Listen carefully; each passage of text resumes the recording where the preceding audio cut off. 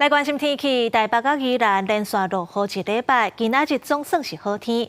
全台湾的温度有25度到28度，不过明仔载开始就随便变天啊，而且会变寒。拜二东北季风变强，北部东半部温度上低剩16度。拜三大陆冷气团到地，全台湾的温度上低可能是无到12度。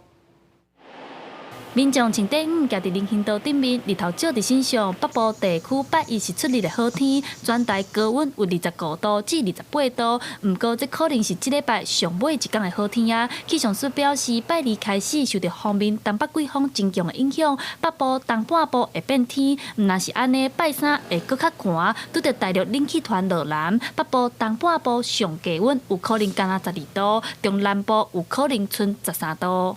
最低温北台湾有机会下探到12到13度左右，其他地方则大概在13度到17度之间。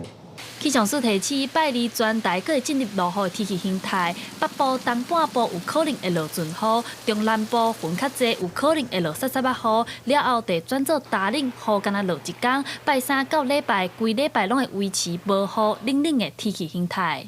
明天会是锋面通过的过程呢，我们预计北部跟东半部会容易下雨，在雨势上面包括了中部地区也会有些零星的降雨，南部呢则是云量增加，山区也会有些零星降雨的状况。